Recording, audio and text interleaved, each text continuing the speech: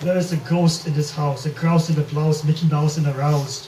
There is a ghost indeed in this very house, a blousy, frowsy souse of a louse ready to haunt in howls. There is a ghost in this house who lives in the cracks and cables. There is a ghost in this house who lives in the primary colors. There is a ghost in here house who lives in the dings and dents, the gems and jams, the optics and the spirals, the octahedrals and the dodecahedrals. There is a ghost in this house who lives in the books that no longer exist in this house. There's a special edition ghost that lives in this house. No one knows where it came from. It won't leave the box for any of the valuation.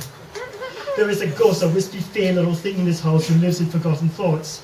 There is a ghost, a flaming spray of a thing in this house who lives in forgotten things, in lost and missing things, in borrowed and unreturned things, in expired past due things. There is a ghost in this very house who lives in the polydexatripaminophene and the phenylpropyl polypropyl adolnitolium and the diphenylaminosulfates and stuff like that. There is a sitting ghost in this house who lives in the squawk of box springs and in the squeak of expanding and contracting wood. There are visible ghosts in this house. You have to look closely and carefully, but not too closely. There are invisible ghosts in this house. Don't bother looking for them. They prefer to find you. There is a ghost in this house, a zaptic, squalling vixen who lives in half measures and full beans, chain smoking in the fog all night long. There is a ghost in this house, a pukey poke of a punk who lives in incendiary thoughts. There is a ghost in this house, a tomboyish rake of a spook who lives in all things that can be folded. Watch the creases appear. There is a ghost, an unpretentious smear of an asthmatic spirit in this house who lives in dust devils and asters of cobwebs. There is a ghost, a seething sidekick of a quick-stepping ghost in this house who lives in the iambic crosstalk. There is a ghost, a fluttering cluck of a ghost in this house who lives in the foment and the foment. There is a ghost in this house, an alley-pally siege of a presence who lives in set memory. Some experience this one as an unexpected wife of Anais, some as Drakkar, some as others as High Karate and Root, a few as CK1, even fewer as Patchouli. There is a ghost in this house, a woolly heap of a ghost who lives in the push and pull, the get and go, and the 5, 6, 7, 8. There is definitely a presence in this house. There is a light in this house that never quite goes out.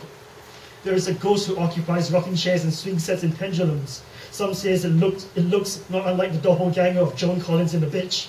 Others say the stud. There is a ghost in this house just as there is a ghost in the next house and the house beside it and in the next house and the next and all the houses, even those yet to be built. There are no ghosts who are poltergeists. There are no good ghosts, no bad ghosts, no friendly ghosts, no frenemy ghosts, no evil ghosts, no benign ghosts, just ghosts enough. There's a school of thought that says ghosts and hauntings are merely the physical manifestation of a person's own guilty conscience, one's secret unspeakable shame.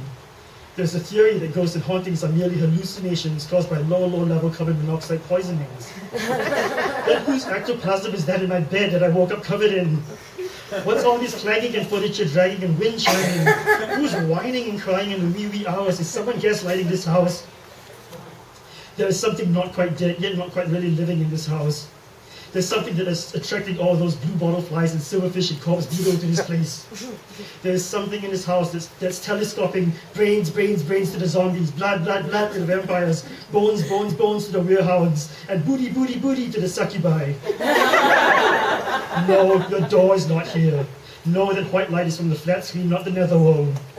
No, that is not a portal. It's just a vibrating... Oh wait, it just might be a portal. Sorry, carry on. There are definitely ghosts in this house.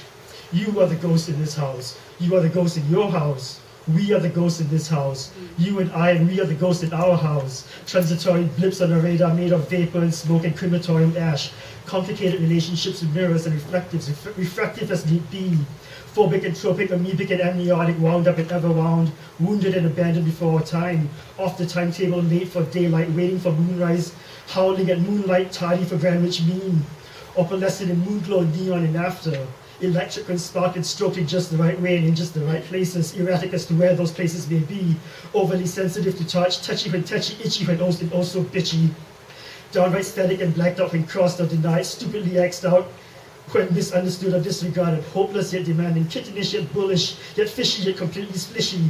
We are the very ghosts that live in this house, and this house, this very, very fine house, contains us, keeps us, disarms us, holds us true. This house is our sleep and safety, our dreamland and safari.